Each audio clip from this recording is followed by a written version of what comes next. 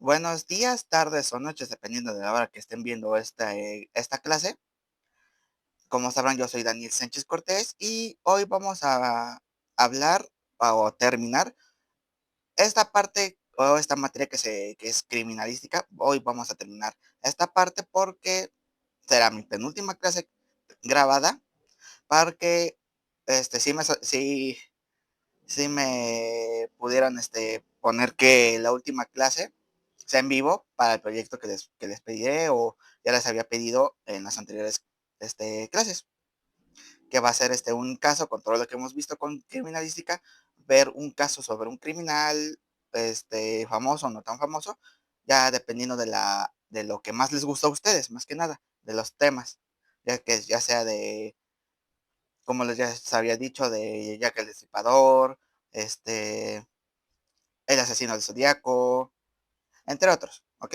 Y antes de empezar, muchas gracias a todos los que escucharon mis clases, los que hicieron los trabajos, las preguntas, las encuestas que luego me pidieron, digamos, tipo examen por clase.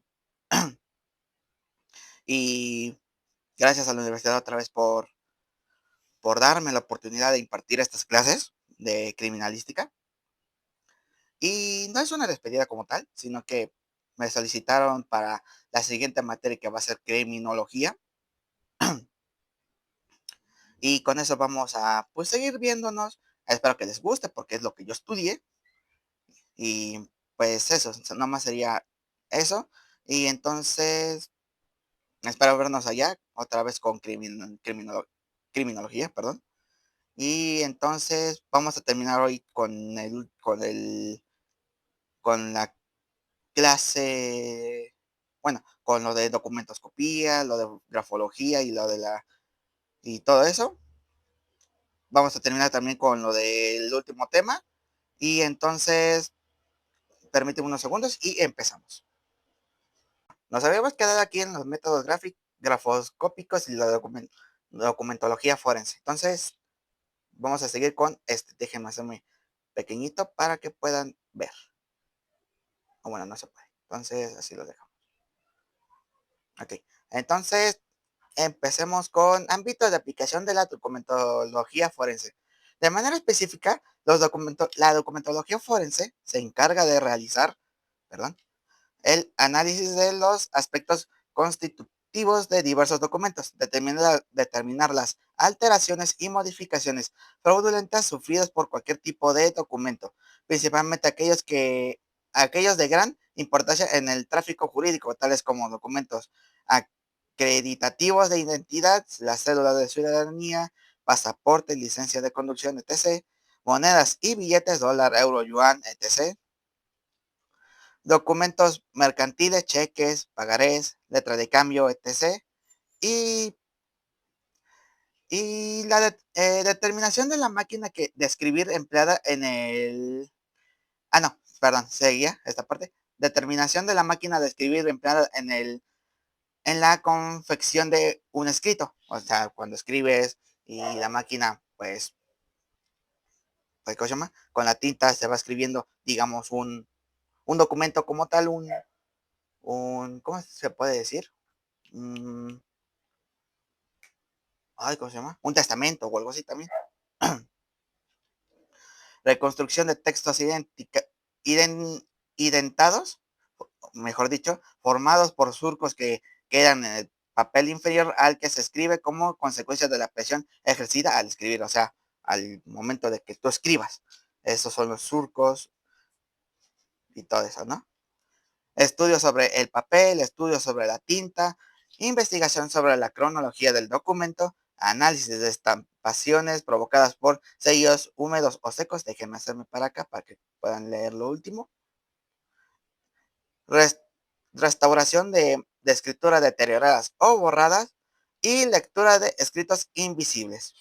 Aquí lo que vamos a ver más que nada con la de documentología forense es que, como hemos visto en la anterior clase o en todas las clases que he practicado, de que al, a la documentología forense se va a identificar si, digamos, en un documento, ya sea pasaporte o cédula o las monedas, como dice aquí, los cheques o los pagarés, se van a emplear los métodos, digamos, de cómo, de cómo, pues sí, no están falsificados, tiene una firma que no es correspondida o se note de que utilizaron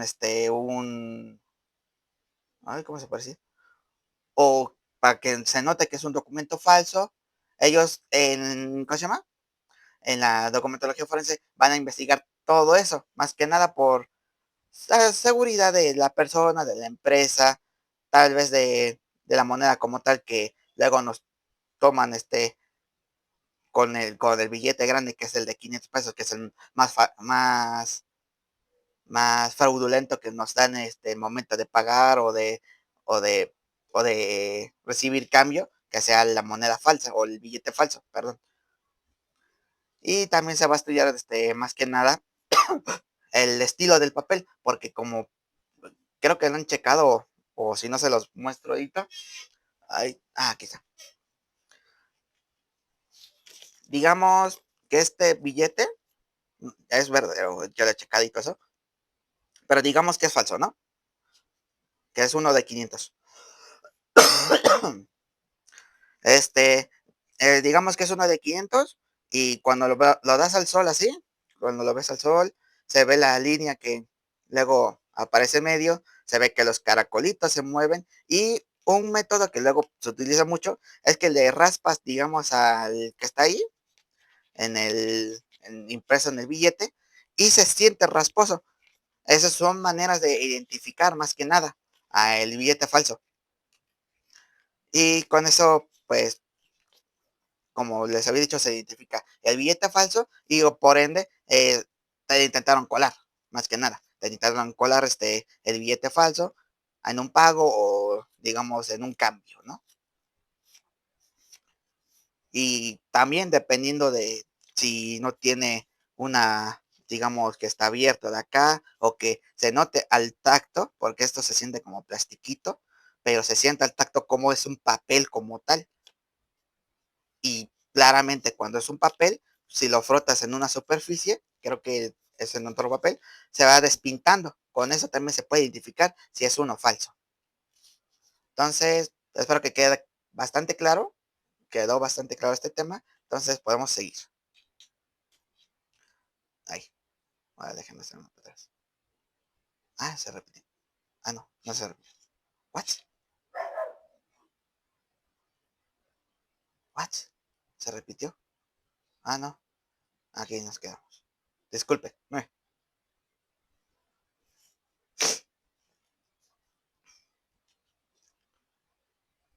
¿Sí se repitió? No. Ahí está. Perdón. Disculpen. Esto no se apaga. Mecanismos de alteración de documentos. Las alteraciones de un documento pueden ser de distintas naturalezas, desde la creación de una falsificación completa hasta la modificación de un documento genuino. Las más comunes son falsificaciones completas, la falsedad material, que en sí sería este tipo de fraude, implica la creación de un documento totalmente nuevo que imita uno auténtico. Los falsificadores intentan replicar todos los elementos de seguridad y características del original. Un ejemplo clásico en la falsificación es la falsificación de billetes, como ya les había mencionado, pasaportes o documentos de identidad, como en el caso de Ronaldinho, de, del jugador de Brasil, que intentó, creo que ingresar a un país o al suyo, pero con un documento falso, o sea, un pasaporte, su visa falsa. Y obviamente lo detuvieron. Obviamente lo detuvieron, creo que fue en Caracas, en su país, en el aeropuerto.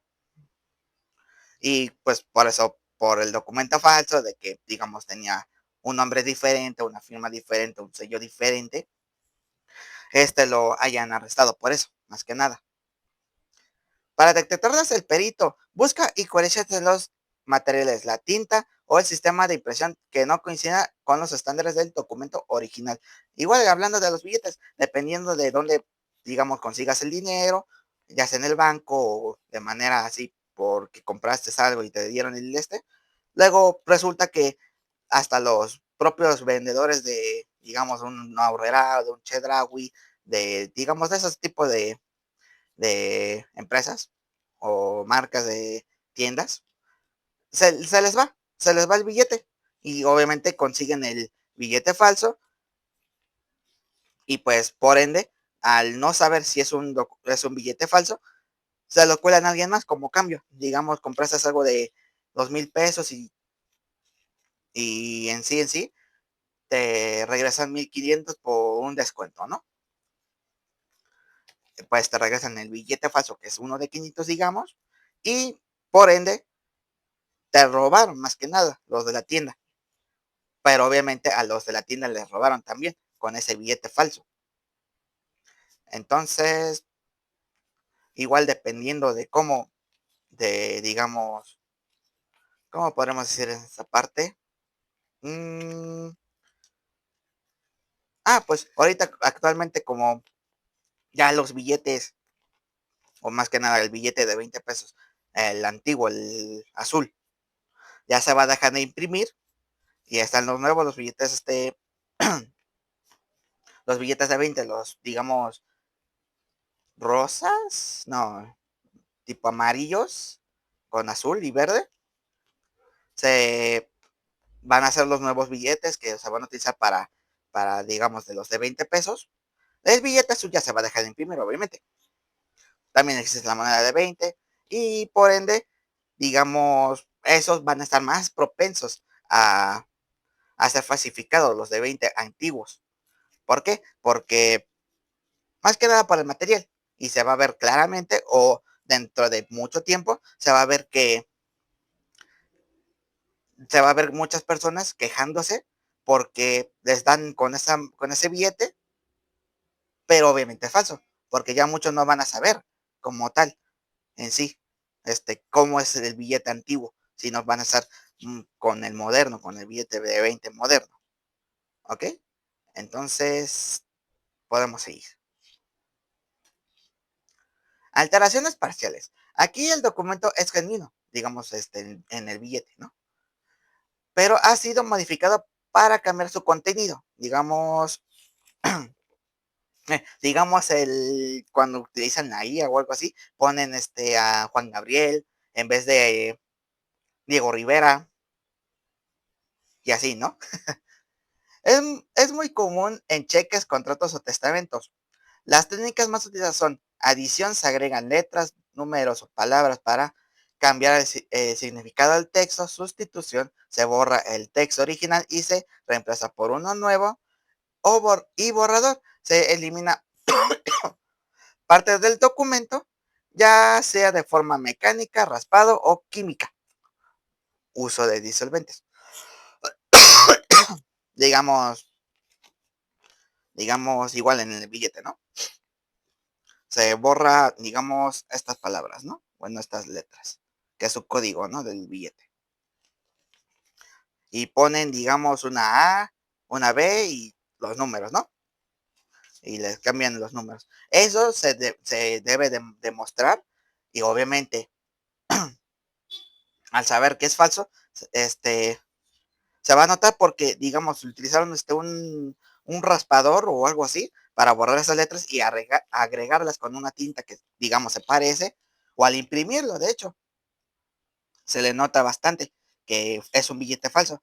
¿Por qué? Porque muchos billetes brillan o se doblan de una manera de que, digamos, se vuelve indoblable, como el ejemplo de este billete, que digamos así, ¿no? Pero digamos así, no lo tengo, pero se vuelve así. Ok, el papel se queda doblado. Se queda doblado, pero lo podemos poner así. En este no, ¿ok? El perito documentólogo utiliza técnicas especializadas como el análisis de luz ultravioleta o infrarroja en diferentes rangos y posiciones para revelar las alteraciones que son invisibles a simple vista. Los borrados químicos, por ejemplo, pueden dejar una marca sutil en el papel que solo es detectable bajo un microscopio forense. Entonces, espero que haya quedado bastante claro esta parte para que podamos seguir, ¿ok? Les dejaré unos momentitos en lo que tomo agua.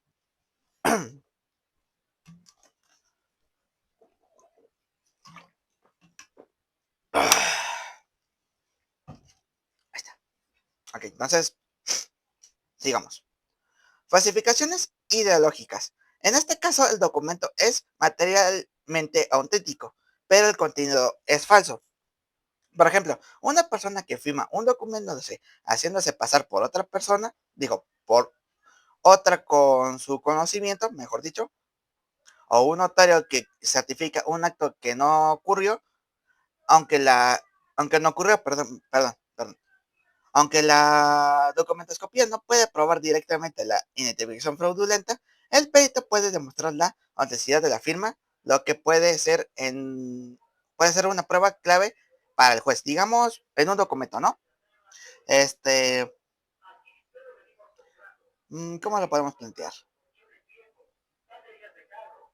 Digamos, este, un documento de un pagaré, ¿no? O un documento de, de un pago de una casa, ¿no? Que el documento te diga, no, pues el documento es que el documento afirma de que ya se pagó toda la casa, de que ya con eso se liberó toda la casa ya es de la persona, pero obviamente, digamos que al modificar ciertas palabras, o más que nada firmas en este caso, el documento está fraudulento. Y digamos que agregó, digamos, una palabra de más en la firma, agregó una palabra en la firma de la otra persona, de que digamos que era el dueño de la casa, pero le pagaron por ella, y con eso se puede identificar si es un documento falso, basándose en uno nuevo, o sea, uno verídico, entre muchas comillas. Espero que igual le haya quedado bien esta parte. Disculpen. Y entonces podemos seguir. Ok, entonces la pericia documentológica,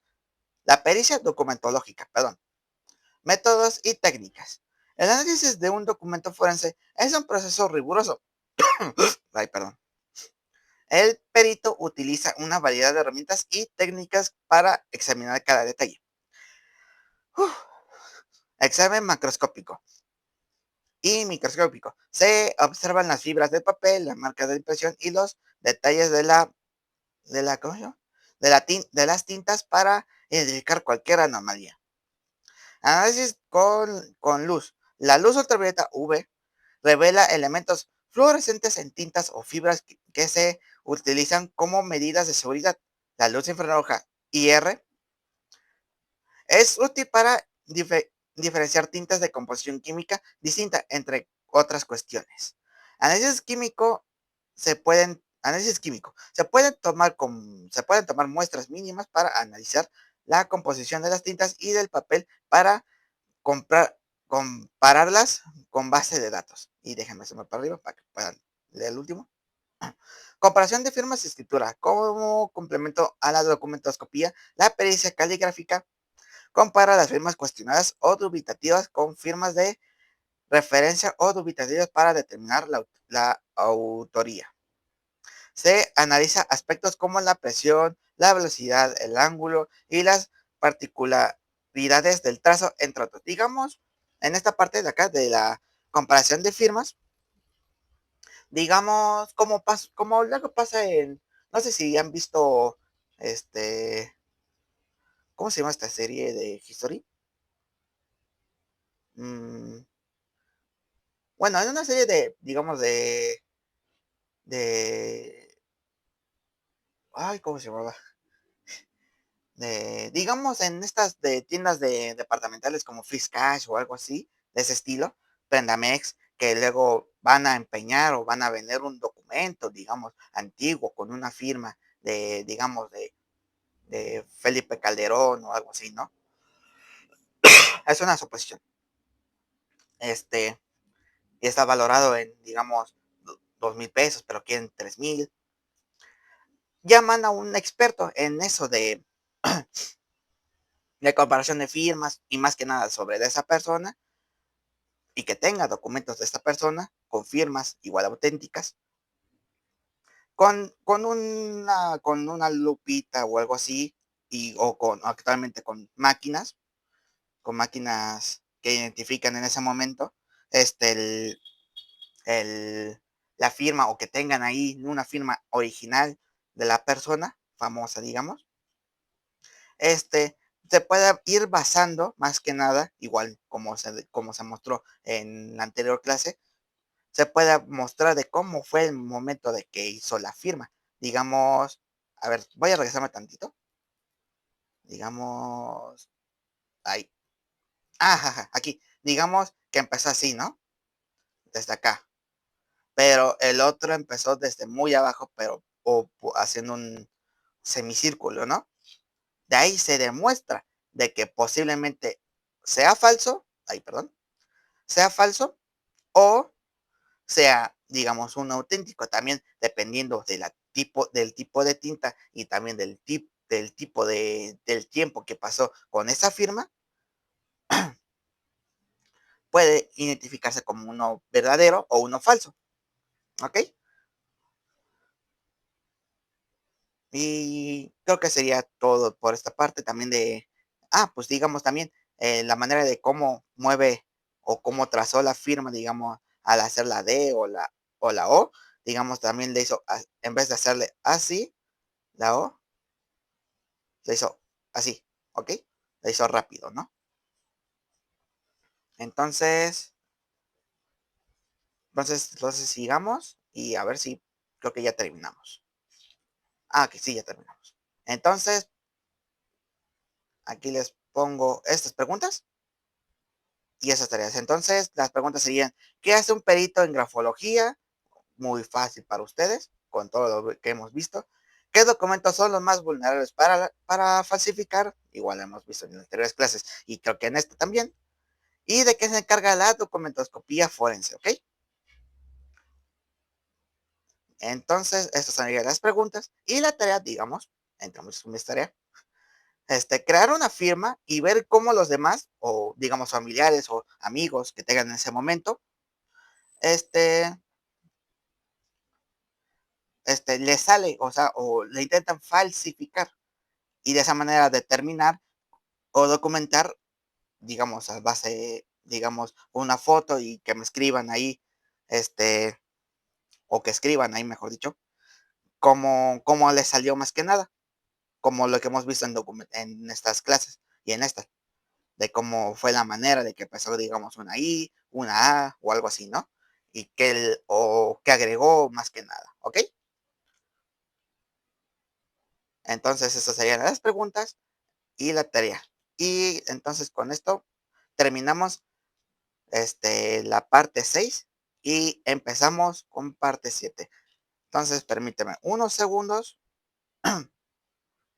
y, y déjeme cambiarme a la clase o al último tema. ¿Ok? Entonces, unos segunditos y ahora vuelvo. Ok. Entonces, hoy vamos a hablar también sobre hechos de tránsito terrestre. ¿Ok? Que es el último tema que se va a ver en esta materia. Y más que nada, también no soy mucho de coches, aunque aunque es algo raro. No soy mucho de coches, no sé mucho de marcas de coches, pero aquí no importa eso. Así que vamos a mostrar más que nada cómo un perito forense va en casos de, de accidentes vehiculares que últimamente han pasado bastante, y en- también de robos. Creo que sí agregué de robos. Y más que nada sería eso. Entonces, empecemos. La mecánica clásica de hechos de tránsito terrestre, o más que nada accidentes vehiculares, es la parte de la criminalística que investiga las causas o el origen de los hechos de tránsito terrestre, utilizando una metodología científica aplicada a los mismos. Asimismo, se aplican las leyes de la física, principalmente las de Newton, para reconstrucción de un hecho que se apegue a la verdad histórica. Asimismo, en esta área se realizará la valoración de daños que presenten dichas unidades, complementando toda la investigación de un vehículo como una huella de reparación reciente o una huella de choque, ¿ok? Entonces, digamos, como dije, como puse aquí, las leyes de la física, digamos, ¿cómo podemos ponerle? En momentos de, digamos, hablando de accidentes de coches, como pasó bastante en casos aquí en Puebla, o en casos de otros países, no sé si fue en Puebla aquí también este caso, de que una moto iba a exceso de velocidad y una camioneta blanca, disculpe, se dio toda la vuelta, pero quedando en segundo carril, cuando literalmente tenía que ir en primer carril cuando diera la vuelta completa.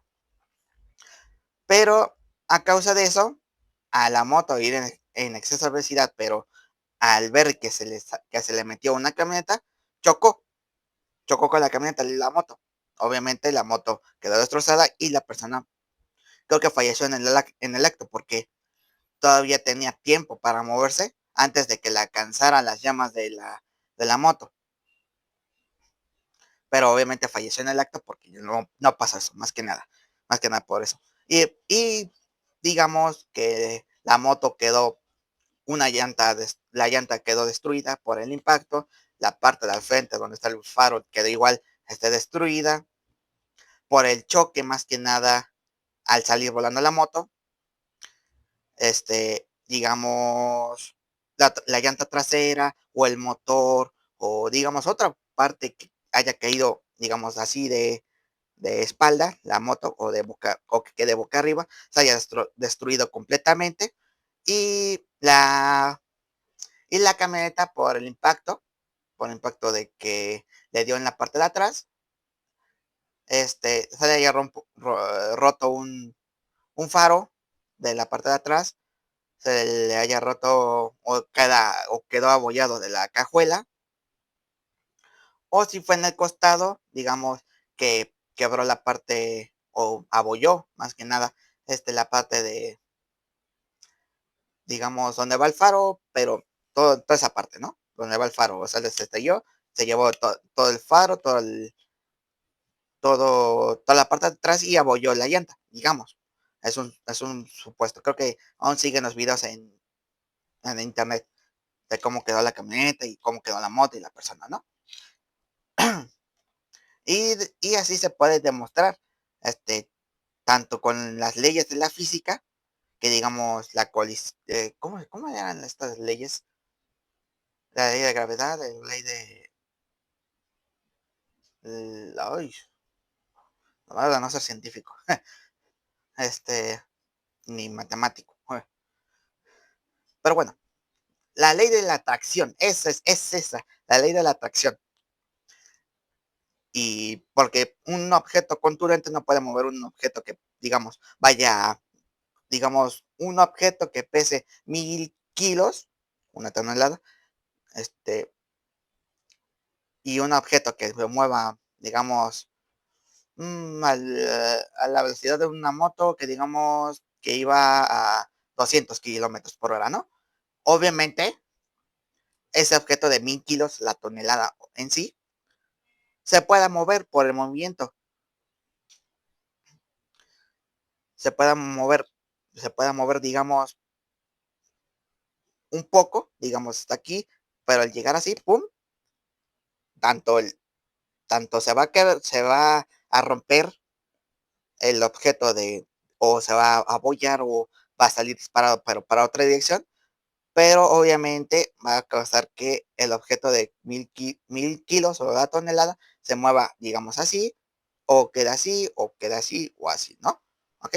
Creo que quedó bastante claro. Es lo que va a pasar y se van a basar los peritos en accidentes de tránsito terrestre para determinar cómo fue el suceso, ¿ok? Entonces, sigamos. Ay, perdón.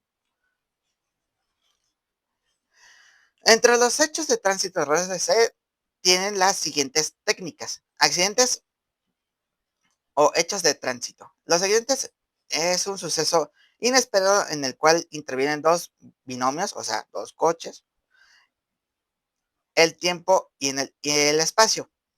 En concreto se dice hecho y no accidente, ya que esta especie se aboca en una realidad fáctica, perdón, ya que ya que las causas se desconocen inicialmente y posteriormente se hace un estudio y una investigación para que se puedan establecer las causas, evolución y consecuencias de los hechos para así poder determinar si realmente fue un accidente o un delito intencional. Digamos que, como en casos de que los camiones o sí, los camiones de carga o algunos coches pesados como camionetas o algo así se queden sin frenos, por eso luego en casetas o algo así los dejan pasar sin pagar o tienen el tag como tal para pagar directamente y se sigan derecho, como pasa con los camiones, más que nada. Igual, esos, esos por tener personas o por ser demasiado grandes, pasan casi directamente de las casetas o algo así. Pero obviamente al quedarse sin frenos, posiblemente tenga y digamos tenga coches al frente, se va a llevar a todos los coches, obviamente, porque es un vehículo pesado, pesadísimo, más que nada también por las cargas que lleva atrás los remolques. Y obviamente va a causar estos tipos de accidentes, como se ve aquí en esta foto, pero obviamente mucho más graves. Digamos, tenía 13 coches atrás y mató a todos los que están ahí en esos 3 coches, por ser un vehículo grande, pesado y todo eso, ¿no? Por las y obviamente no se va a determinar un caso como tal en ese momento, nomás por ver, sino que el perito va primero a ver cómo fue el accidente, qué daños causó y si hubo fallecidos o queda alguien vivo, ¿no? Eso es lo primero. Después se va a basar más que nada digamos, al poner al lado los dañificados, los coches dañificados. Y digamos, se va a checar primero qué el causante, que es, digamos, aquí en el camión, y se va a determinar si fue un accidente causado por quedarse sin frenos o fue más que nada, como dice aquí, un delito intencional de, digamos, conocía al coche de al frente, ¿no? Pero trabajaba en ese momento. Sí, es un caso muy, muy raro, pero puede pasar. Todo en esta vida puede pasar. Y digamos, tenía en ese coche iba su esposa y con el amante y otros hijos que no conocía. Y por celos, este, determinó de que el coche que iba al frente de él los causó en un choque para que fallezcan todos ahí, ¿no? Obviamente, esos son los delitos intencionales o, o delitos provocados por él mismo. Y con eso se va a determinar más que nada el perito para notificar que si realmente fue un accidente o un delito, ¿ok? Entonces, sigamos. Disculpen. Observación documental. Esta consiste en la recopilación de la información que está en el expediente de dicho accidente. Se toman desde las declaraciones del conductor, de testigos, de peatones en caso de atropellamiento, así como la investigación de algunos peritos, tales como el perito en criminalística de campo, que ya lo hemos visto en anteriores clases. El perito de materia de química, el perito en fotografía y en su caso del perito en medicina forense por, digamos, en atropellos, en, digamos, accidentes, así que, digamos, se llevó una familia entera en esta camioneta, pero, y fue en esa camioneta que chocó, obviamente, se va a notar porque chocó por atrás. Porque no, porque como se dice, y como que tienen planteado ahí, que el que choca atrás es el culpable. Y más que nada aquí con estos peritos, digamos el criminalística de campo, el del perito de materia química, por los químicos que luego suelen, digamos, la gasolina, el líquido de parafrenos, el del enfriamiento, son los que salen al chocar, digamos, por la frente, porque ahí está la parrilla, ahí está el motor, y ahí están todo lo que va a llevar el líquido, ahí está al frente con el motor, ¿ok? Se va a determinar qué es lo que provocó el accidente, que se quedara sin frenos, o que se quedara sin combustible, o que se haya, digamos, en caso de una explosión, se haya sobrecalentado y que haya explotado el coche. Y por eso va el criminalística en química o de química, para determinar cuál fue el factor o qué, sí, mejor dicho, cuál fue el factor del choque o de la explosión o algo así. Obviamente sabemos que la criminalística de campo, bueno, el perito en criminalística de campo va a checar más que nada la escena del crimen y, digamos, buscar los indicios. El perito de fotografía igual es el que toma las fotos como esta, digamos como esta, y va a determinar igual, buscar, pues, fotografiar los indicios. Y en caso de, digamos, atropello o como en la imagen, se va a determinar si hubo un fallecido, ahí está el cadáver, digamos, de una manera muy cruda por el choque, en la explosión por si se quemó o algo así, o el que fue atropellado, mejor dicho. También se determina cómo fue el impacto, dónde le dio y si fue en el momento o fue después de un tiempo que haya fallecido el que fue atropellado. ¿Ok? Entonces sigamos. Déjenme moverme aquí arriba. Ahí, ahí.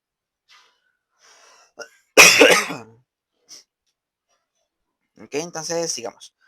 Observación de la recreación del hecho. Esta observación se debe llevar a cabo con espíritu criminalística y debe realizarse en forma ordenada y minuciosa. Cuando el perito llega al lugar de los hechos, comienza recolectando evidencias para lo cual lo orienta al norte magnético, con la, con la gran ayuda de la fijación fotográfica, la descriptiva y gráfica, anotando a su vez la observación en el lugar y tomando en cuenta las condiciones del lugar, ya sea el tiempo meteorológico o si el lugar tiene alguna sustancia. Digamos, mmm, como se ve aquí en la imagen, digamos, se ve cómo está, digamos, mojado el suelo. Aquí se determina más que nada también que, digamos, ¿cómo lo podemos plantear? Digamos, la camioneta se quedó sin frenos, ¿no? Otra vez vamos con los frenos. Y chocó la parte de atrás, como se ve aquí al coche o la camioneta roja. Digamos que se iba regando y digamos que aquí, como se ve en esta parte de acá, no sé si se alcanza a ver, como sigue fluyendo, digamos, sigue fluyendo el líquido de frenos. Este, Ahí se determina que fue el momento, también dependiendo, como dice aquí, el tiempo meteorológico, digamos que estuvo lloviendo muy fuerte y patinó la camioneta de atrás al impactó con la camioneta roja. Aquí también se puede determinar aquí si llovió bastante y también, como actualmente pasa con México, con sus calles, tiene un montón de baches. Eso también son factores que se deben de determinar para analizar un área donde hubo un choque entre coches, una carambola o más que nada ese tipo de cosas. Porque también, digamos, en un bache que cayó, que digamos era digamos, de 20 centímetros, o sea, profundo, se haya, digamos, volcado una camioneta y se llevó a varios coches o cayó y derrapó para chocar con un coche que estaba estacionado obviamente los dos llevándose el coche que está al frente, digamos que, o que iba rápido, no vio el bache, se llevó el bache, chocó, perdió la llanta y por no tener la llanta se llevó coches que estaban al frente, estacionados o con gente manejando en esos tiempos y la llanta se llevó a una persona o a otro coche, más que nada. Esos son las determinaciones que se va a basar el perito criminalístico, perdón. Este es lo que se va a llevar, mejor dicho, para analizar y observar más que nada para determinar cómo fue la condición del lugar o cómo fue el momento que causó todo este desastre, ¿ok? Entonces, sigamos. Déjenme volver para acá y hacer un poquito pequeño. Ahí estamos. Localización de huellas e indicios.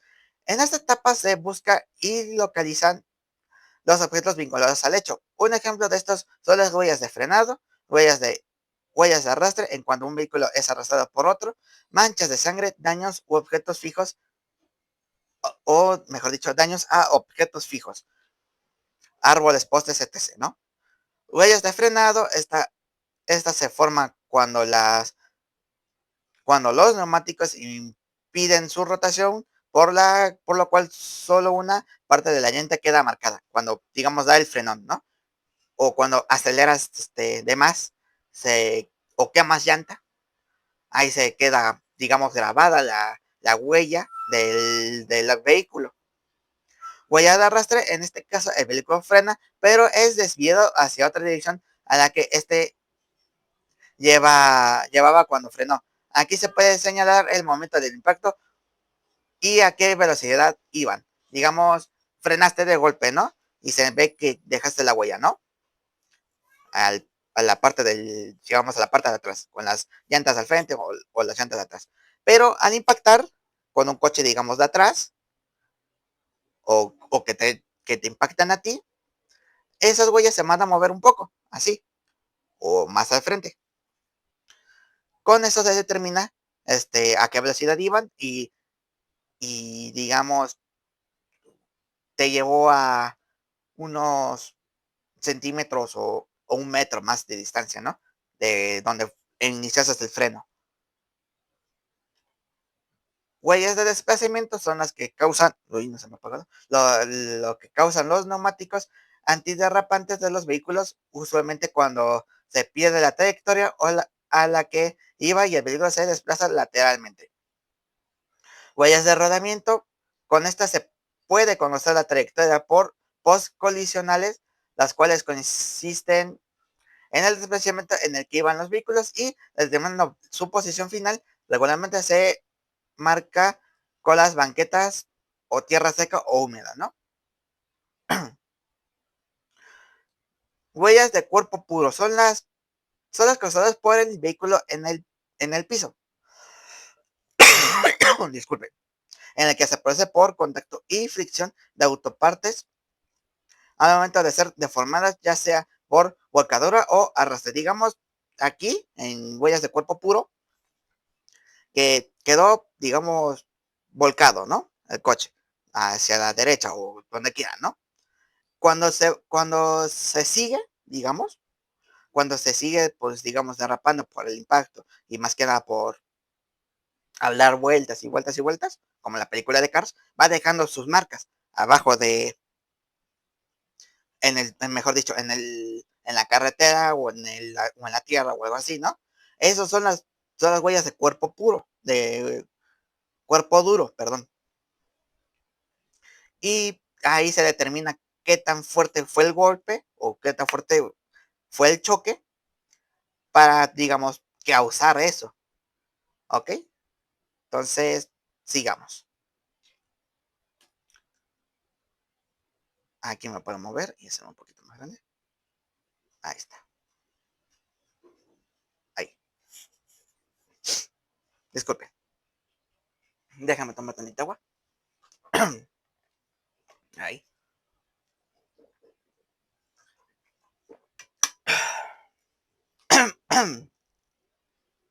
Ahí, listo. Lugar de los hechos. Se hace de acuerdo con la metodología de investigación criminalística del lugar de los hechos al momento de observar el lugar sujeto a investigación. Se debe observar con minuciosidad todas las áreas que lo comprenden. Y de las descripciones de las condiciones que presentes se deba anotar de manera cuidadosa en un dibujo planimétrico o croquis simple, como el siguiente. Posición y orientación de cada vehículo y de las víctimas con medidas y fotografías en todos los casos, ¿ok? Aquí, como se puede ver, son 4 calles, digamos, con doble dirección. Digamos, esos son para los que van para acá o para acá. Igual aquí se pueden seguir de derecho, izquierda, derecha. Y aquí, como se puede ver, este auto chocó con esta moto, ¿no? Toda esta área se debe de analizar, más que nada por esta parte, y digamos, hasta dónde llegó la persona o la moto, o hasta dónde llegó el coche al impactar, donde cayeron algunas partes tanto del coche como de la moto al impactar, porque obviamente se van a romper, y más que nada eso, ¿ok? Entonces sigamos. Déjenme hacerme para acá. Anotar con exactitud el lugar donde se encuentran los indicios asociados al hecho que constituye pruebas materiales, por ejemplo, fragmentos de vidrios, los faros, de metal, moldaduras, de plástico, calaveras, o sea, las partes de atrás, costuras de pintura, acumulación de tierra que por el impacto se desprenden de la carrocería, huellas de frenamiento, deslizamiento, aceleración o rodamiento de neumáticos, también las probables obstrucciones a la visibilidad del conductor, árboles, anuncios locales, etc., ¿no? Y cualquier objeto, estructura o cuerpo fijo que exhiba señales de impacto o choque.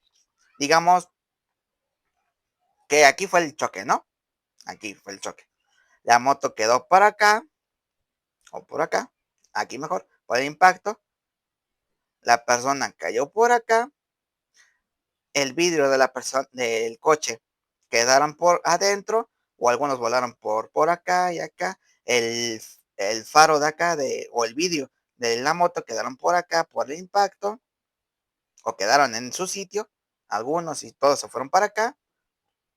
La parte de atrás de donde va la calavera de la moto, por el impacto, digamos, se rompió y cayó por acá. Y esto es lo que se va a determinar más que nada en, digamos, en el croquis, ¿no? O todo lo que se tiene que observar el perito, el perito criminólogo, ¿no? Uy, ahí está.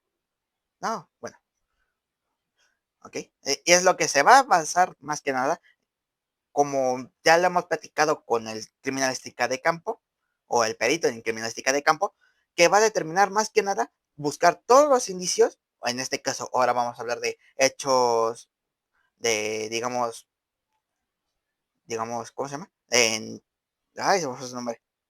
En accidentes vehiculares, exactamente. Se va a basar en todo el área donde, digamos, cayó cada fragmento de los coches o de las motos, o un coche contra una moto, o una moto contra el coche, una camioneta o algo así, ¿no? Se va a basar más que nada en todos los fragmentos que, digamos, volaron en ese momento. También para determinar cómo llegó el impacto, de qué manera llegó el impacto, qué velocidad tenían los dos, y obviamente el perito forense va a determinar si la persona falleció en el acto, en el momento, mejor dicho, o ya pasando un tiempo por el impacto y por digamos, sus golpes que se llevó también de la persona de adentro, si no resultó ilesa, si no, o si falleció por el impacto, por algo más, ¿no? Entonces, digamos, si se quiere mostrar una versión reconstructiva del accidente, debe elaborarse por separado otro dibujo planimétrico o croquis simple, en el cual se señale con flechas consecutivas el probable curso de él o los vehículos y sus desplazamientos postcolisionales. y señalar también la posición y orientación de la o las víctimas del percance. Y en su caso, otro vehículo que haya sufrido la colisión. Este croquis simple resulta una versión hipotética viable del hecho del tránsito terrestre. Igual, digamos, tenían acá al frente otro coche, ¿no? Pero digamos unos 5 metros más al frente, ¿no? El impacto se llevó la moto, digamos, iba a 100 kilómetros por hora y el coche iba a 80, ¿no? O 60. No, 120, ¿no? Pongámosle 120. Al impactar con la moto, obviamente la persona va a caer para acá, porque fue de un costado, no por el frente o por atrás. El impacto, digamos, la persona cayó acá y murió por la caída, por el impacto o por sus golpes, pero la moto se siguió, pero digamos así, digamos, según va para el frente, como se puede observar aquí, pero se fue desviando poco a poco por el impacto y colisionó con un coche estacionado o con un coche que tenía al frente, ¿ok? Eso también se va a determinar de qué manera o de qué velocidad iban los dos, ¿ok? Entonces, sigamos. La intervención de la... déjenme bajarme para que puedan checar o hacer un poquito pequeño. Ahí, ahí estamos. La intervención de la fotografía a colores o en blanco y negro. En este caso, en estos casos es necesario tomarse en los siguientes ángulos, perdón. Cuatro, cuatro vistas generales de diversos ángulos, digamos, al frente, atrás, bueno, al frente, atrás, izquierda, derecha, ¿no? Una vista general desde un punto suficientemente alto, o sea, digamos en una casa, ¿no? Para ver, o bueno, sí, desde una casa que tengan la vista, más que nada para ese lado, y ver más que nada un parámetro un poco más grande, ¿no? Vistas generales del lugar por la dirección en que venía el vehículo. Digamos, si va para el frente y más que nada se va a mostrar o se va a tomar fotos de ese lugar para determinar por dónde venía o dónde fue, digamos, un frenado en seco, dejando la huella, ¿no? Acercamientos medianos a los vehículos y a la víctima, relacionados con otros indicios en el sitio del suceso.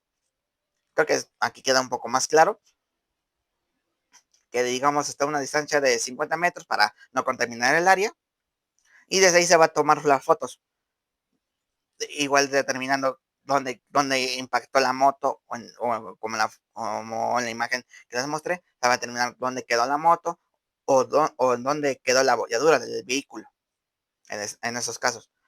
Y grandes acercamientos a indicios importantes, digamos, el cuerpo, digamos, los vidrios del faro, los vidrios del, del coche, las abolladuras, en todo lo que hemos visto en esta casa, ¿ok? Entonces, sigamos. Espérenme unos segundos, déjenme ver en qué parte vamos. Ok, ok, perdón. Colisiones frontales. Estas colisiones consisten en que ambos vehículos colisionan con su parte delantera entre sí. Bueno, vamos a hablar, perdón, vamos a hablar ahorita de tipos de colisión, perdone. Y como les había comentado, colisiones frontales. Estas colisiones consisten en que ambos vehículos colisionan con su parte delantera entre sí.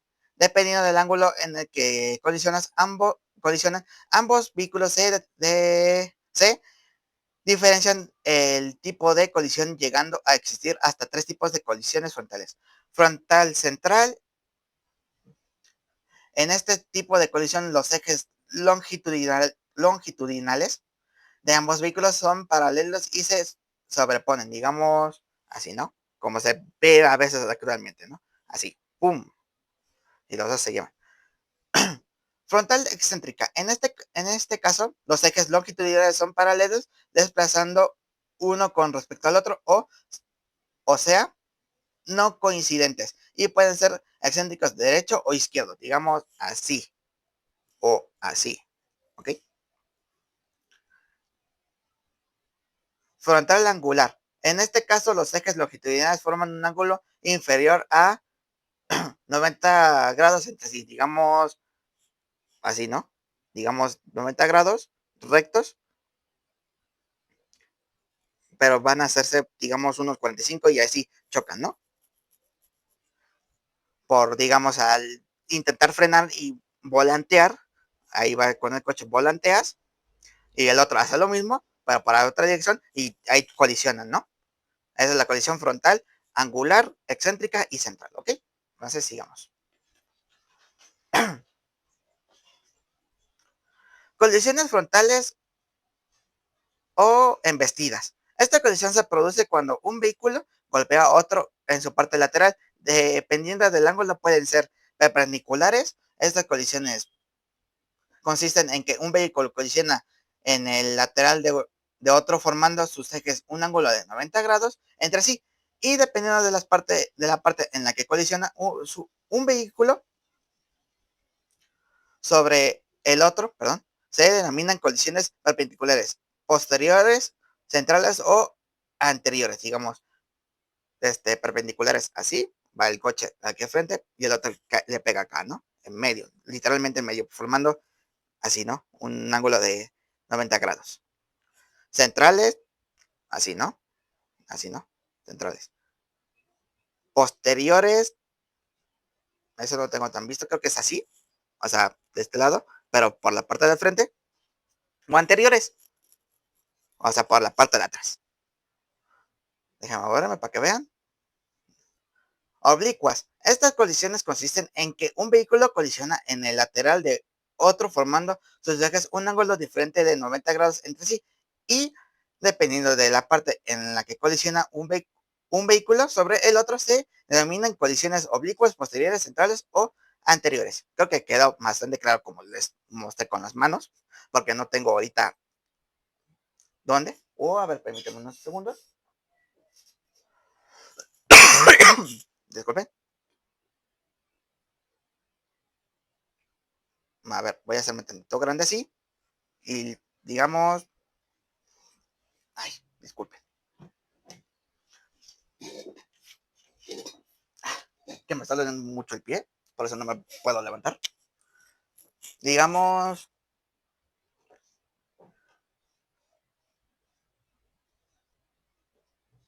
digamos así, ¿no? Aquí está el coche.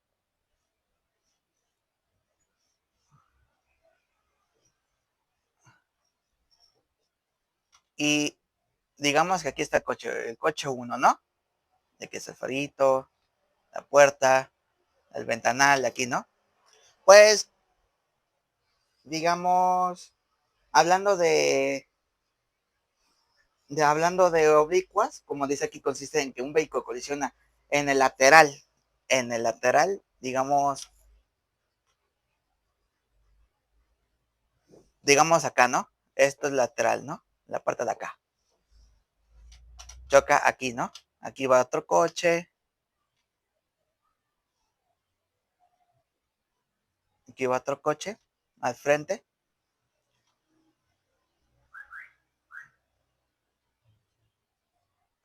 Y aquí choca, ¿no? Aquí. Formando el eje de 90 grados. O choca por acá, igual. Choca por acá, pero así, para el frente. Esas son las oblicuas. Hablando de paralelas, es, digamos, como se ve aquí, como la imagen se va para acá, para esta parte, digamos, si venía de este lado, si venía para acá. Y hablando de las otras, como dice aquí, posteriores, serían, digamos, por acá. Y, ¿cómo se llama? Y anteriores serían por acá, por la parte de atrás. Eso es lo que trato de mostrarles. Espero que se haya visto bien. Y con eso, pues, digamos, podemos seguir con los demás temas, ¿ok? Entonces, déjenme unos segunditos, acomodarme. Ok. Déjenme hacerme un poquito pequeño y seguimos. Colisiones reflejas. En este En estas colisiones los vehículos colisionan entre sí 2 o más veces sucesivamente, ¿no? Que sería, digamos, como les mostré aquí, digamos, chocó acá, se lo llevó, pero obviamente al chocar se siguió todavía derecho y obviamente va a seguirlo chocando hasta dejarlo, digamos, está aquí, ¿no? Así, el coche, y chocó, ¡pum! Obviamente el impacto lo va a llevar para acá o doblarlo así, pero este se va a seguir moviendo y le va a impactar, digamos, la parte de atrás o lateralmente, le va a impactar y lo va a mover para, digamos, acomodarlo o algo así, quedando hacia el frente, ¿ok? Eso serían las colisiones reflejas. Colisiones por alcance. Estas colisiones se producen cuando un vehículo circula a mayor velocidad que el que le predece y golpea con su parte frontal con la parte trasera del otro. Como en las colisiones frontales, estas, dependiendo de ángulos de colisión, pueden ser angular, excéntrica y central, como les habíamos acá. Colisiones por raspado. Estas colisiones se producen cuando existen roces o fricciones entre los laterales de ambos vehículos. Y existen dos tipos dependiendo del sentido de circulación que lleva ambos vehículos. Sería negativo cuando circulan en la misma dirección y positivos cuando circulan en sentido contrario, ¿ok? Digamos, esa parte, digamos que al, al una calle, digamos, de un solo carril, uno viene para acá, uno viene, digamos, de la parte donde quiere ir otro coche. Pero al tratar de, digamos, acomodarse para dejar paso, lo roza y se lleva algo de pintura o deja, digamos, la marca de cómo lo rozó. Eso sería lo que es de rasposo, la colisión por raspado, ¿ok? Mecánicas de colisión. Un choque físico o mecánico es percibido por una repentina aceleración o desaceleración causada normalmente por un impacto. Por ejemplo, una gota de agua, aunque también una explosión causa choque. Cuando cualquier tipo de contacto directo entre dos cuerpos provoca un choque, lo que mayormente es lo que indica de la duración del contacto, que generalmente es muy corta, y entonces cuando se transmite la mayor cantidad de energía entre los cuerpos. Digamos, como se ve aquí en la imagen, fue un choque normal, ¿no? Pero dependiendo, digamos, el tamaño, la velocidad que iba el que chocó, y dependiendo igual del modelo del coche, porque luego hay modelos que resisten más o resisten menos, como pasó no sé si fue aquí en Puebla o algo así, en otra ciudad acá, o en este país, que o el chiste que luego se crea, de que chocó una Cybertruck, que es según la más moderna y la camioneta más moderna y todo eso, por ser Tesla, y quedó totalmente inservible al chocar con un, con un bochito. Y el bocho no recibió ningún daño. Y por eso es lo que yo digo, dependiendo del material o de la marca, más que nada, y también dependiendo de cuánto tiempo lleva el coche ya funcionando, cuántos arreglos tuvo, es lo que va a originalidad, o cómo se puede decir, se va a originar, perdón, eh, el choque. Como se puede ver aquí, hubo un choque frontal, se llevó toda la parte de frente, menos el motor, se llevó, digamos, la parrilla donde va el anticongelante, y esto, pues, digamos, chocó contra una camioneta un poco más pesada que esta, ¿no? Un modelo, digamos, este era un Volkswagen, pero el otro era un Dodge, ¿no? Una Ram, que es, según, no tengo muy entendido bien de eso, de las marcas, pero son más resistentes de las Rams, ¿ok? Y por eso, digamos, la Ram nomás recibió el impacto, la bolladura, pero este sí se llevó todo esto por diferentes materiales que fueron fabricadas, ¿ok? Entonces sigamos. No se me ha apagado. Colisiones inelásticas. Las colisiones inelásticas, por otra parte, tienen la peculiaridad de que la energía cinética no se conserva. Los objetos que se deforman no vuelven a su forma original, perdón. Este tipo de colisiones comprenden fuerzas no conservativas como la fricción y a la hora de rechocar, perdón, generan calor, ¿ok? O sea, cuando van así, aquí se va generando, digamos, el calor del coche para que la bolladura, digamos, sea un poco más profunda. Como cuando pasa cuando quemas algo, digamos, un metal, ¿no? Y le vas pegando y pegando y pegando para en una superficie doblada para que, digamos, tenga esa forma doblada. Es lo que sería la inelástica, las colisiones inelásticas. ¿Ok? Entonces sigamos.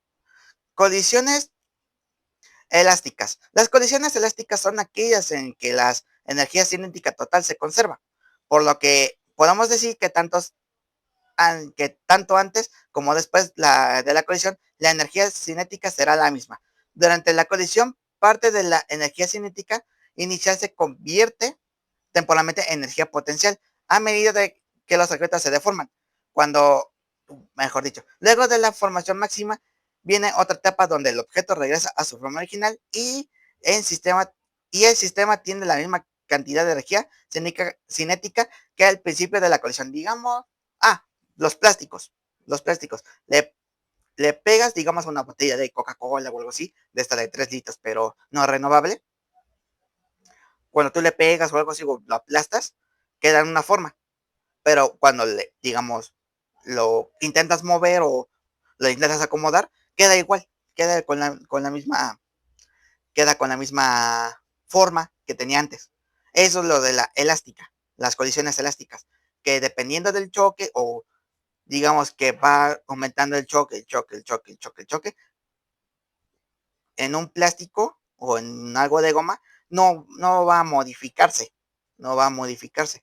¿Por qué? Por el material, más que nada, que es la goma o digamos, el plástico, como les habían mencionado en la botella de Coca-Cola, ¿no? Entonces, sigamos. Disculpen por el corte, es que se me había acabado la pila del micrófono, pero ya, regresamos. Dictamen pericial accidentológico, ¿ok?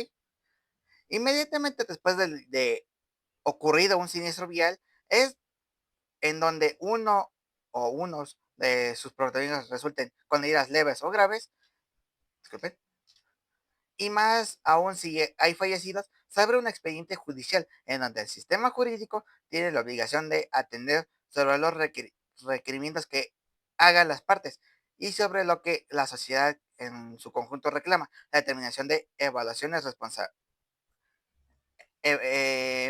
responsabilidades, perdón. Uno o una fiscal actuará en la causa o instruirá a las fuerzas policiales a que éstas revelen datos y testimonios en la escena para luego ser analizados por el MP. Es el orden ciudadano representado en la cabeza del fiscal interviniente, ¿ok? El Ministerio Público, ¿no? Lo que se dice MP, el cual será de los conocimientos de una asesoría pericial oficial, ¿ok? Digamos aquí, por lo que va a ser el perito y todo eso, va a buscar más que nada a, digamos, ¿cómo se le llaman? A testigos, digamos, en caso de que fueron heridas leves, perdón, en la colisión del choque, digamos, no iban tan rápido, pero chocaron aún así. Primero va a hablar con el afectado por si no recibió ¿cómo se llama? Un eventual golpe más fuerte o causó su fallecimiento por el impacto o algo así. Y después va a ir digamos, con el que causó el choque, con el de atrás, obviamente, para, digamos, determinar si no iba en casos de estado de ebriedad o que le faltó o que no tenía líquido para los frenos o le haya fallado algo para que, digamos, no podía mover o frenar o algo así. Este, para determinar el caso de en un ministerio público y llevarlo a un juicio para determinar si fue un accidente o fue provocado, como le habíamos mencionado antes. Y más que nada sería, digamos, ese siniestro es lo que se va a determinar más en el dictamen pericial de un, digamos, del perito de campo. O en casos de, digamos, de un fallecido va a determinar si fue por el impacto o fue después del impacto. El perito forense va a determinar eso. Y va a ser un poco más grave por el que causó el golpe, el accidente. ¿Ok? Entonces, sigamos. Modelo de lectura de un informe oficial. La inspección de las zonas del siniestro, el levantamiento de datos, el acta o informe que realiza el personal policial o auxiliar interviniente, interviene, perdón, interviniente minutos después de ocurrido el siniestro, contienen datos de importancia para que el expediente tome un rumbo resultivo. La zona del siniestro vial puede remarcarse el nivel de tránsito del lugar, la urbanización, la contaminación visual, niveles de agua en la calzada cuando en casos de lluvias, eventual cruce de animales, ángulos de visión al acercarse a la ochava, digamos a la carretera, perdón, y cualquier otra, digamos, otro factor del siniestro que haya causado el siniestro. Deja bien marcado el contexto del siniestro, es clave para un dictamen completo y serio. Hora, fecha y clima, es otra parte. De acuerdo a estos datos, se pueden conocer la influencia de los factores climáticos en el siniestro. Encandilamiento solar, situaciones de hidroplaneo, digamos en lluvias, más que nada en otras palabras, salida de establecimientos escolares, aglomeración por evento, hielo en la calzada, etc. En caso de nevar y todo eso, en países que neven o que caiga nieve, mejor dicho, o en estados aquí que luego a veces nieva o sí cae nieve, ¿ok? Ay, perdón, déjame volverme. Tipos y características de los vehículos intervinientes, camiones cargados, motocicletas de baja cilindrada, motores de, digamos, motos, ¿cómo se llama? Motos eléctricas, vehículos tuning, o sea, los que están tuneados que son para carreras o los utilizan para carreras, sistemas de frenos diferentes, trailers, fallas mecánicas por vehículo antiguo o mal mantenido, etc. Digamos, esta prueba o este ítem, como dice aquí, debe ser considerado para la evaluación de causales en un siniestro. ¿Ok? Como se ve aquí en la imagen, está el coche aquí, digamos, en mal estado, no en muy mal estado, en pérdida total, pero puede considerarse dependiendo de el factor o donde golpeó, ya sea, digamos, chocó y quedó levantado, ¿no? Pues ahí va a perder el eje del movimiento de las llantas, ¿ok? Y sería literal pérdida total. Y aquí como se ve ¿cómo se llama? El perito, va poniendo donde quedó los indicios, los más, digamos, los que resultan el coche dañado y haya tirado, digamos, un fragmento. Igual para determinar cómo fue el impacto del vehículo a el que está aquí al frente, ¿no? Entonces, sigamos.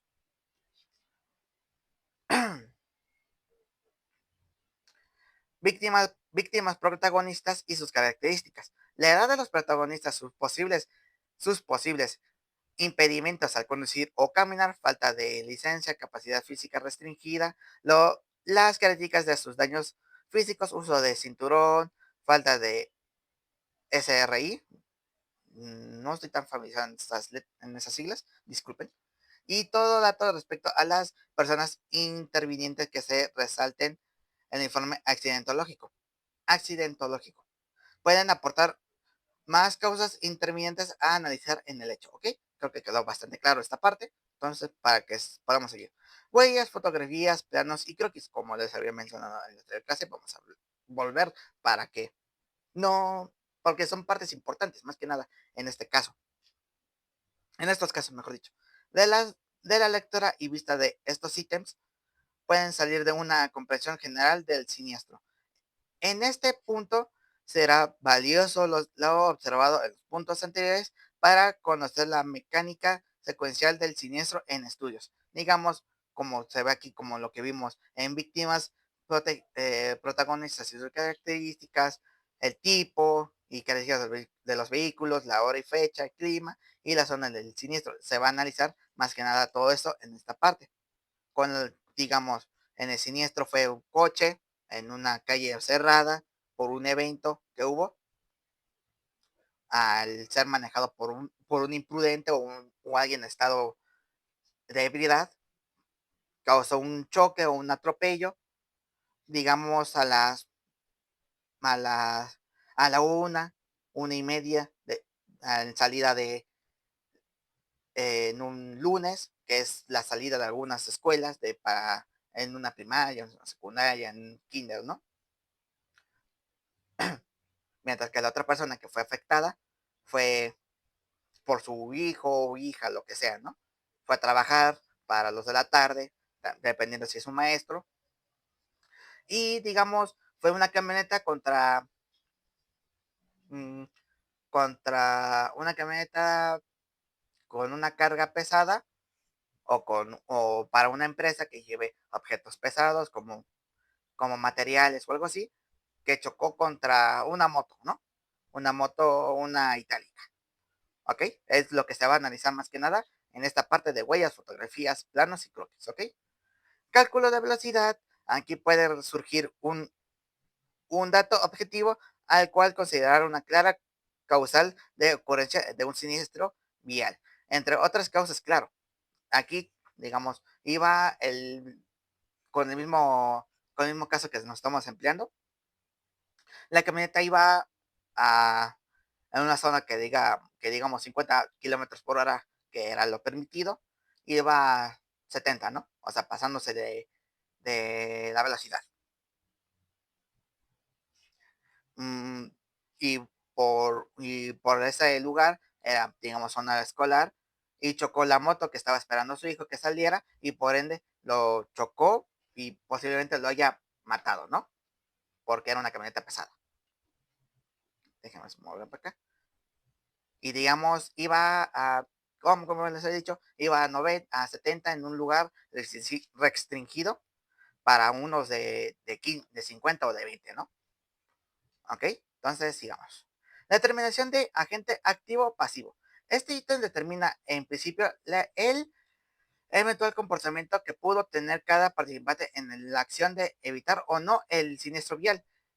Es un punto controversial y suele trazar una línea directa al sistema judicial para que, para que se determine la mayor responsabilidad en el hecho. Un automóvil detenido en un semáforo que es golpeado en un sector trasero por otro que no logró frenar es un agente pasivo en este ejemplo. Ojalá. Pero si el contacto entre ambos se produce porque el primero circuló marcha atrás e impactó su parte trasera contra el que llegaba a detenerse, se intervienen las calidades de agente. Aquí, aquí existe mucha controversia porque en muchos casos hacen eso, los famosos montachoques. Hacen eso, frenan y se echan para atrás para que, digamos, el de atrás colisione contra ellos. Y obviamente, digamos, entre muchas comillas, llamen a su seguro y amenazan al que está atrás para que les pague, para que les pague en ese momento. Obviamente, obviamente causando todo eso. Eso es la controversia, porque, digamos, no son montachoques, pero se quería hacer para atrás porque se había equivocado de calle. Pero al tener un coche atrás y le haya impactado, en ese momento se determinará que el de al frente es el que causó el accidente, el choque. Ni no entraría ese factor de que el que choca atrás, pues es el que genera el accidente y todo eso, ¿no? ¿Ok? Entonces espero que haya quedado bien esa parte. Asignación de la calidad de embiste en vestido. Similar a un agente pasivo, activo, pasivo, este punto es general, en general se consulta y se determina para conocer qué frente de avance, para conocer qué frente de avance vehicular super, se superpuso sobre el otro. Esta determinación no implica endilgar responsabilidad en responsabilidad, pero a las, perdón, pero contribuye a comprender la secuencia del siniestro, ¿ok? A los fines de un estudio de causas es fundamental conocer este punto para darle un cierre a las causas que pudieran influir en el siniestro. Aquí, como les había dicho, dependiendo de cómo iba la persona, qué tanto daño hizo en el caso que nos habíamos planteado, como qué tanto daño hizo la moto y la camioneta por andar borracho o algo así, ¿no? Eso se va a determinar más que nada aquí, en la calidad del embiste. Y obviamente, en ese caso que nos planteamos, va a ser un embiste, digamos, fuerte, y se va a determinar de que, digamos, aparte de que mató a la persona, destruyó la moto, se va a llevar tanto la condena por matar, por homicidio, tanto la condena por estar en estado de ebriedad, tanto la condena por ir en exceso de velocidad en una zona que no se debe, que tiene una velocidad permitida, como también daños de reparación por la moto. ¿Ok? Eso es lo que se va a determinar más que nada en ese momento. ¿Ok? Entonces sigamos. Vamos aquí. Determinación del factor accidentológico principal causante del siniestro en discusión. La fiscalía y el juez preguntarán en este punto cuál de los factores, vehículo, camión humano, influyeron en la ocurrencia del hecho vial. Aquí el perito suele volcar un análisis macro de lo que estudió y en general contribuye porcentajes de manera subjetiva y acoplada a los otros puntos suscritos. ¿Ok? Aquí lo que se determina como dice aquí, vehículo, camino humano, pongámonos a pensar de que, digamos, en la misma zona, ¿no? Pero otro caso. Una persona cruzó la calle, ¿no? En semáforo rojo, en semáforo verde. En un lugar, aquí está el humano, ¿no? En un camino, digamos, de una escuela, ¿no? Y el vehículo pues iba a su velocidad, pero como hay factores de que, digamos, de, digamos, un anuncio que brille mucho, o luego que hay vehículos que tienen prendidas las luces, o más que nada sonidos que, digamos, o otros factores que determinen que no puede ver las calles, en ese momento el vehículo choca a la persona en un camino, pero iba bien. Esos son los factores que se deben de determinar en un dictamen pericial en un accidente. Para, digamos, la persona tuvo un 30% del accidente, el camino, digamos estaba lleno de baches o de topes, porque era una zona de, ¿cómo se llama? De escuela y todo eso, y salen los niños y todo eso, ¿no? Tuvo un cero, pues, digamos, un 10% por el camino más que nada, y el vehículo tiene el 60% de, del accidente, más que nada, del causante del accidente, ¿ok?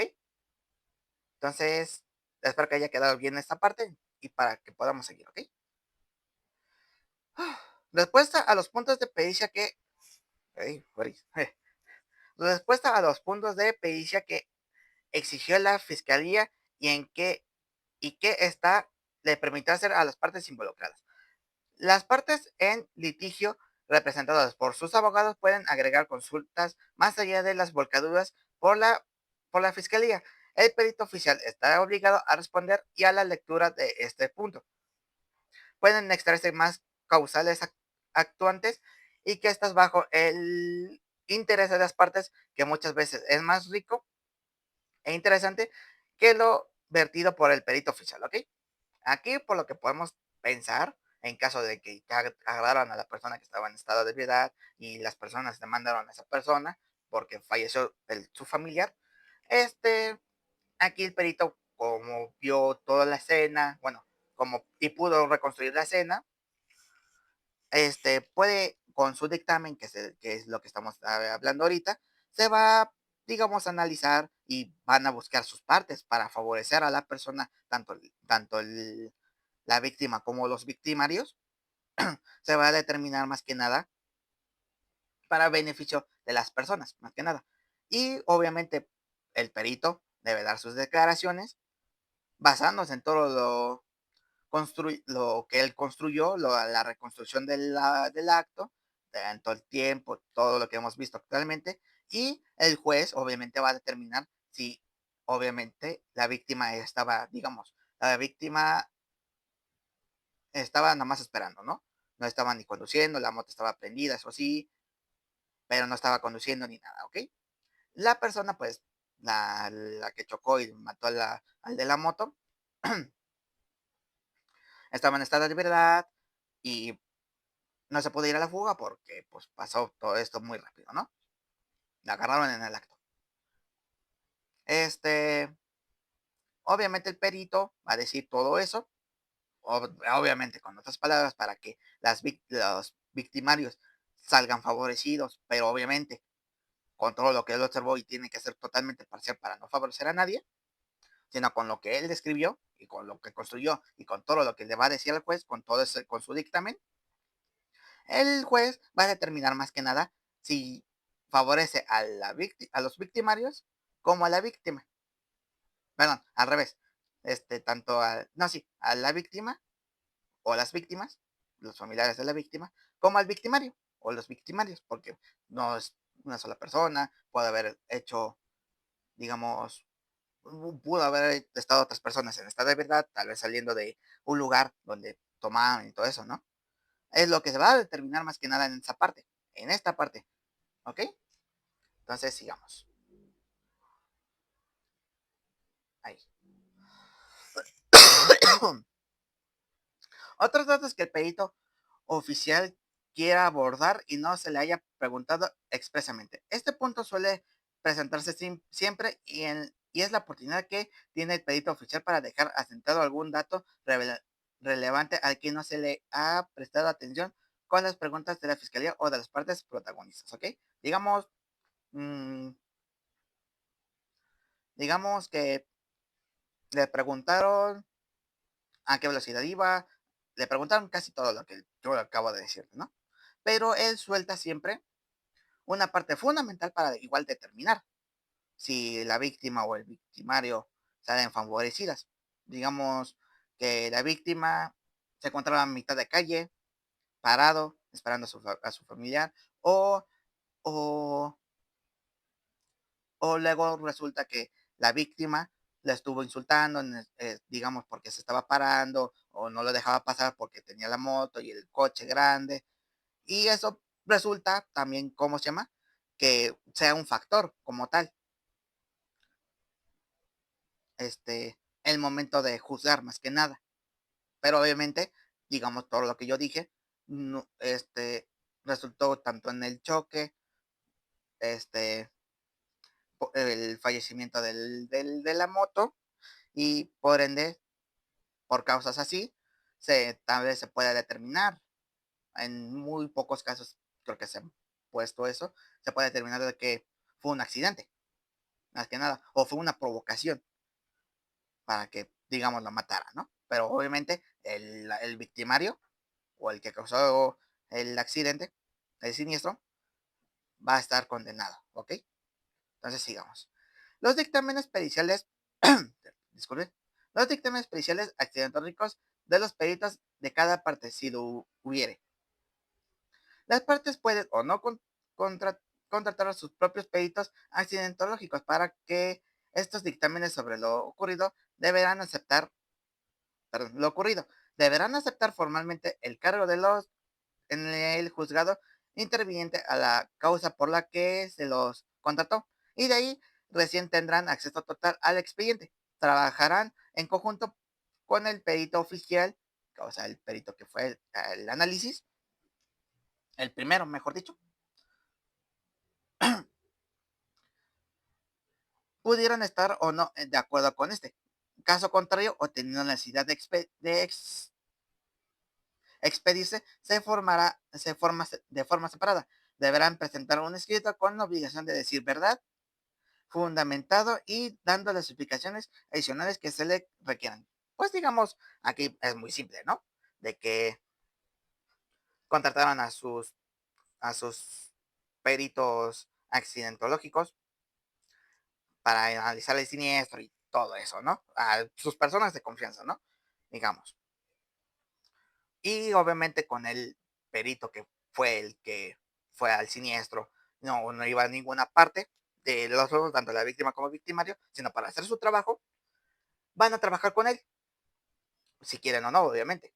Y obviamente si los demás les alcanza para pagar y todo eso, ¿no? Y obviamente, como todo perito, como toda gente de bien, o digamos, de este trabajo, debe de decir la verdad para que, digamos, en los dictámenes y los veredictos que dé el juez, se pueda determinar más que nada eso, de que, de que sale culpable o que sale inocente, ¿ok? O que las víctimas, los familiares de la persona, este, ganen el caso, o que gane el victimario, que terminando que es un accidente por vocación, ¿no? Entonces, sigamos. Y bueno, entonces aquí les voy a dejar unas preguntas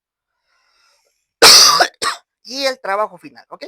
Entonces, sigamos. Entonces, la primera sería, ¿en qué se basa la colisión por alcance? O sea, lo que hemos visto en la clase, ¿no? Segundo, para usted, ¿quién es el culpable en, digamos, en los siniestros, ¿no? De los choques. En una colisión de vehículo. ¿El que va de frente, o sea, el que va primero, o el que va atrás? Para ustedes, ¿quién es el que tiene más culpa? Con todo lo que hemos visto en esta clase, ¿ok? Y por último, ¿qué es la colisión? ¿Qué son las o qué es la colisión elástica? ¿Ok? Y por último,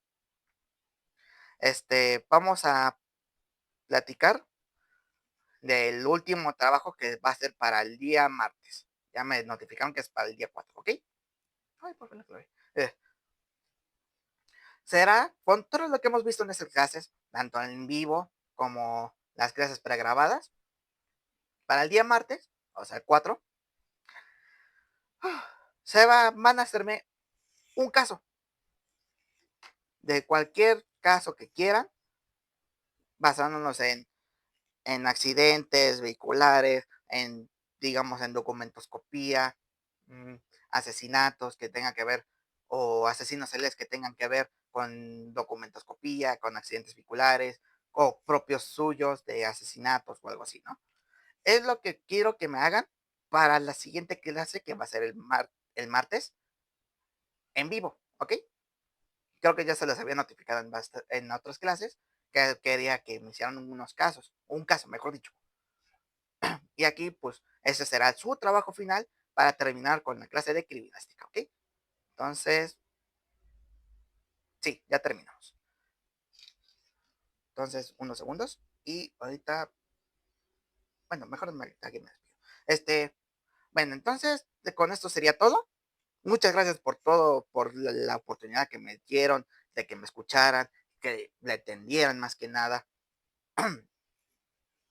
a mis clases. No soy mucho de explicarme, soy pésimo en explicándome, pero ojalá me hayan entendido con todo lo que les he mostrado, con todo lo que, con las diapositivas, con las clases anteriores, y gracias a otra vez, le menciono, muchas gracias a la universidad por darme la oportunidad de ser el maestro de estas clases.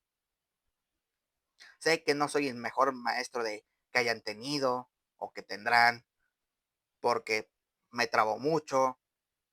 Soy, digamos, recién salido de la universidad para llegar a ser un maestro como tal.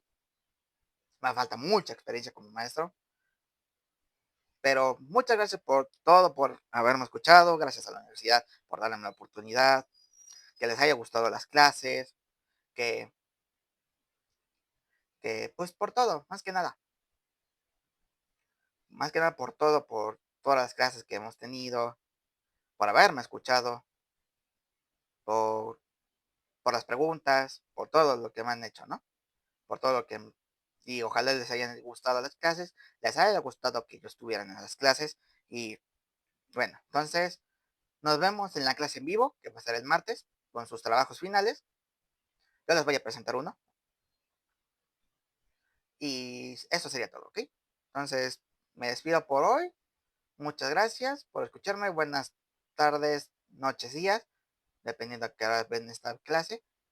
Y eso sería todo, ¿ok? Entonces, nos vemos y muchas gracias a todos, ¿eh? Muchas gracias.